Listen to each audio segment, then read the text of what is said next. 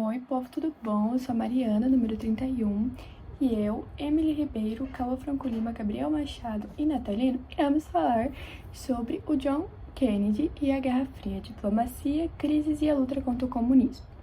Eu vou começar dando um contexto falando sobre a presidência do John Kennedy. John Kennedy foi o 35º presidente dos Estados Unidos, ocupando o cargo de 1961 até seu trágico assassinato em 1963. Embora seu tempo na presidência tenha sido relativamente curto, com menos de 3 anos, ele deixou um legado significativo, especialmente no contexto da Guerra Fria, um período de intensa rivalidade e tensão entre os Estados Unidos e a União Soviética. Durante seu governo, Kennedy enfrentou alguns momentos mais críticos da história moderna, lidando com crises internacionais e tomando decisões estratégicas que influenciaram profundamente o curso dos acontecimentos e relações globais. Seu governo foi marcado por desafios como a crise dos mísseis de Cuba, que falaremos mais pra frente, que quase levou a um confronto nuclear entre as duas superpotências, e a intensificação do envolvimento dos Estados Unidos na Guerra do Vietnã, que também falaremos um pouco mais pra frente, né? Além disso, Kennedy promoveu uma série de reformas internas e políticas de desenvolvimento econômico, como o New Frontier, que buscava melhorar as condições sociais e econômicas dos Estados Unidos, especialmente para as classes mais desfavorecidas, mesmo que, após a sua morte, o impacto de suas decisões e o carisma de seu governo continuam a ser lembradas como poder essencial da história do século XX. John Kennedy foi eleito em 1960 presidente dos Estados Unidos e assumiu a presidência em 1961. Quando ele assumiu a presidência dos Estados Unidos, o mundo estava um caos. A Guerra Fria, pode-se dizer que a Guerra Fria estava no seu ápice, assim, sabe? Nós estávamos com o Muro de Berlim, a guerra na Coreia e a corrida espacial. Então, o mundo estava um caos, extremamente polarizado entre esquerda e direita, com os países aliados e com a URSS e o comunismo. Pausa. O Kennedy, ele foi eleito com uma proposta de governo que ele dizia ser jovial e diferente, e realmente foi uma proposta diferente dos antigos governadores e até mesmo dos outros eleitores que estavam concorrendo com ele, porque assim, Kennedy, ele dizia, e ele criticava muito os antigos governos, porque ele dizia que a influência comunista só chegou ao ponto que chegou e a Guerra Fria só chegou aonde chegou porque os antigos governadores não tiveram as posições necessárias e não tiveram as devidas atitudes para acabar com a guerra, e eles deixaram o comunismo chegar muito longe. Então ele sempre criticou isso. Foi um presidente, né? Extremamente nacionalista, extremamente patriotista.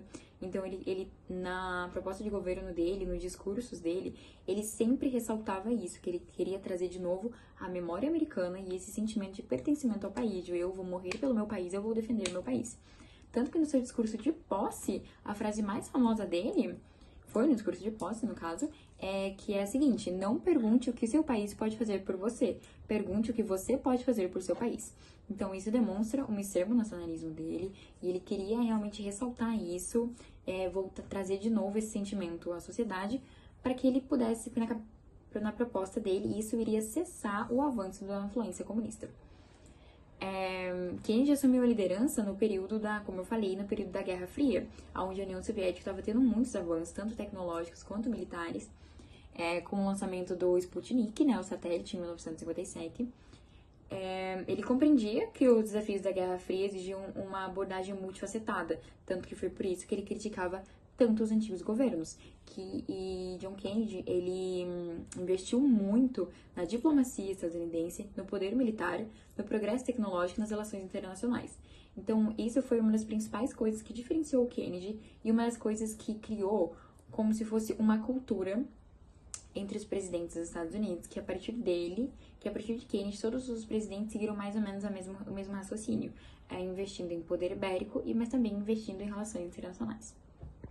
A política de contenção e a doutrina Kennedy. A política externa de Kennedy foi fortemente moldada pela doutrina de contenção estabelecida inicialmente por Harry Truman. após a Segunda Guerra Mundial. Essa estratégia visava impedir a expansão da influência soviética no mundo sem necessariamente buscar a erradicação do comunismo nos países onde ele já havia se estabelecido. No entanto, Kennedy adaptou esta política ao contexto específico do hemisfério ocidental, desenvolvendo o que ficou conhecido como a doutrina Kennedy. Essa doutrina afirmava que os Estados Unidos não tolerariam a proliferação de regimes comunistas na América Latina e no Caribe. Kennedy acreditava que qualquer fortalecimento da influência soviética na região representava uma ameaça direta à segurança nacional dos Estados Unidos. Para implementar esta visão, ele procurou combinar medidas militares, como o treinamento de forças locais para combater insurgências, com esforços econômicos e também diplomáticos. Kennedy também enfatizou a necessidade de trabalhar em parceria com aliados americanos, destacando a contenção do comunismo exigia tanto a força militar quanto o fortalecimento econômico e social das nações vizinhas. Crise na Baía dos Porcos, 1961. Logo nos primeiros meses de seu mandato, Kennedy enfrentou um dos momentos mais embaraçosos de sua presidência, a invasão da Baía dos Porcos. Este evento foi resultado de um plano elaborado ainda na administração Eisenhower, na qual a CIA treinou exilados cubanos para invadir Cuba e derrubar o governo comunista de Fidel Castro. Kennedy autorizou a operação, acreditando que ela demonstraria a determinação dos Estados Unidos em combater o comunismo na América Latina. No entanto, a execução foi um desastre. Em abril de 1961, cerca de 1.400 exilados desembarcaram em uma praia isolada no sul de Cuba. Eles esperavam contar com o apoio da população local e de reforços militares dos Estados Unidos, mas não obtiveram nenhum nem outro. As forças de Castro estavam preparadas e rapidamente derrotaram os invasores. O fiasco não apenas humilhou Kennedy no cenário internacional, mas também fortaleceu Fidel Castro, que solidificou ainda mais seu alinhamento com a União Soviética. Além disso, o episódio alimentou as tensões entre Washington e Moscou, levando uma maior militarização em Cuba e contribuindo para a crise dos mísseis em 1962. Em retrospectiva, Kennedy assumiu a responsabilidade pelo fracasso, reconhecendo os erros na execução do plano e prometendo uma abordagem mais cuidadosa em eventos futuros. Apesar disso, o episódio manchou a reputação inicial de sua presidência e serviu como um alerta sobre o risco de operações secretas mal planejadas. Meu nome é Nathan, número 23, segundo ano F, turno da noite. A crise dos mísseis em Cuba foi o ápice das tensões entre os Estados Unidos e a União Soviética durante a Guerra Fria e um dos momentos mais perigosos da história moderna, quando o mundo chegou à beira de uma guerra nuclear. Em outubro de 1962, aviões de reconhecimento americanos descobriram que a União Soviética havia instalado bases de mísseis nucleares em Cuba, a apenas 150 quilômetros da costa da Flórida. Esses mísseis tinham a capacidade de atingir boa parte do território dos Estados Unidos em questão de minutos. A instalação das armas foi vista como uma resposta à presença de mísseis nucleares dos Estados Unidos na Turquia e como uma tentativa soviética de equilibrar o poder estratégico.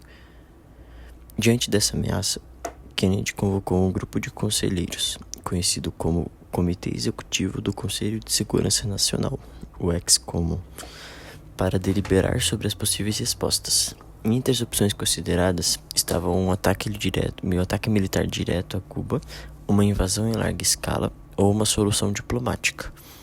Em um pronunciamento televisionado, Kennedy anunciou a descoberta dos mísseis e declarou uma quarentena naval em torno de Cuba, impedindo que novos armamentos soviéticos chegassem à ilha. Ele também exigiu a retirada imediata dos mísseis já instalados e deixou claro que qualquer ataque nuclear a partir de Cuba seria considerado um ataque da União Soviética, desencadeando uma retaliação total dos Estados Unidos. Durante os 13 dias seguintes, o mundo viveu sob um tenso clima de tensão, enquanto navios soviéticos se aproximavam do bloqueio naval imposto pelos Estados Unidos. Os dois lados trocavam mensagem em busca de uma solução, e finalmente Nikita Khrushchev líder da União Soviética, concordou em remover os mísseis de Cuba em troca de uma promessa dos Estados Unidos de não invadir a ilha e da retirada secreta dos mísseis americanos da Turquia. A crise foi um triunfo diplomático para Kennedy, que foi amplamente elogiado por sua firmeza e habilidade em evitar um conflito nuclear. Ao mesmo tempo, o evento demonstrou os perigos da escala militar e levou à criação de mecanismos de comunicação direta, como o telefone vermelho, para facilitar o diálogo entre Washington e Moscou. Gente, agora eu vou falar sobre a Aliança para o Progresso e relações com a América Latina, tá? Na tentativa de conter a expansão do comunismo na América Latina, Kennedy lançou a Aliança para o Progresso em 1961, um programa ambicioso que prometia ajudar os países da região e alcançar o crescimento econômico e reformas sociais. O objetivo era combater a pobreza, melhorar a educação, modernizar infraestruturas e promover a democracia, limitando, assim, as condições que poderiam levar ao surgimento de regimes comunistas, como a Lei Fidel Castro em Cuba. A iniciativa previa a distribuição de cerca de 20 bilhões de dólares em assistência financeira para os países latino-americanos, ao longo de 10 anos. Em troca, os governos locais se comprometeram a implementar reformas como a redistribuição de terras e a modernização de suas economias. Apesar das intenções, a aliança enfrentou vários desafios. A corrupção e a má administração em muitos países prejudicaram a eficácia dos programas. Além disso, regimes autoritários que recebiam apoio dos Estados Unidos nem sempre estavam dispostos a implementar reformas democráticas. Enquanto alguns avanços foram alcançados em áreas como educação e saúde, os resultados gerais ficaram abaixo do esperado, e a influência soviética continuou a crescer em algumas partes da região. Kennedy acreditava numa teoria política chamada teoria do dominó, onde basicamente explicando rasamente para vocês, se um país caísse sobre alguma influência política, todos os países em volta seriam englobados nessa influência também. Então, como eu já tinha dito antes, Kennedy prezava muito pelas relações internacionais no seu governo, ele prezou durante todo o seu governo pelas relações internacionais. Então, um dos focos da política externa de Kennedy foi o Vietnã. Porque nessa época o Vietnã estava dividido em dois. O Vietnã do Norte, onde ele tinha a influência do comunismo, e o Vietnã do Sul, onde era capitalista, mas estavam sendo invadidos pelos Vietcongs. Então, mesmo que Kennedy não tenha enviado tropas diretas de combate, porque a Guerra Fria é definida como uma guerra que não teve muitos confrontos diretos. Então, embora Kennedy não tenha enviado tropas de combate real para o Vietnã, ele enviou muitos homens e muitas armas para o Vietnã. Então, em média, antes dessas táticas do Kennedy, tinham 700 militares norte-americanos no Vietnã, e depois de Kennedy subiram para mais de 16 mil homens no Vietnã. Ele também autorizou diversas operações secretas no Vietnã, como o bombardeio aos Vietcongs, um dos bombardeios ao Vietcong. Porém, apesar disso, a situação do Vietnã não melhorou, porque a incompetência governamental do Vietnã, era muito grande. Então, mesmo com todos os esforços estadunidenses, eles não conseguiram lidar com toda a situação e continuaram se deteriorando. O Vietnã do Sul era liderado por Ngo Dinh Diem, que em 63, Kennedy apoiou um golpe militar onde o Diem foi morto. Após a morte do Diem, as ações de Kennedy ajudaram o Vietnã a escalar para outros patamares e voltar a ser um capitalismo consolidado. O legado e o impacto de Kennedy na Guerra Fria. John F. Kennedy foi assassinado em novembro de 1963, interrompendo assim prematuramente a sua presidência. Apesar de ter governado por menos de 3 anos, seu impacto na Guerra Fria foi significativo. Ele é lembrado tanto por seus fracassos, como a invasão da Baía dos Porcos, quanto por seus triunfos, como a resolução pacífica da crise dos mísseis em Cuba. Kennedy também reforçou a percepção dos Estados Unidos como líder do mundo livre, promovendo assim iniciativas que combinavam a força militar e também a diplomacia, e não deixando de fora o desenvolvimento econômico.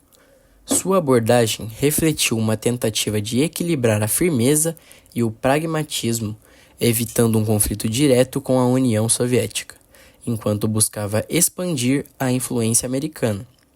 Embora seu legado na Guerra Fria seja misto, Kennedy é amplamente visto como um líder que soube lidar com momentos de extrema tensão, inspirando uma visão de um futuro mais pacífico e também cooperativo, mesmo em meio ao conflito ideológico e bipolar que definia sua época. Assim finalizando a passagem de John F. Kennedy na Guerra Fria.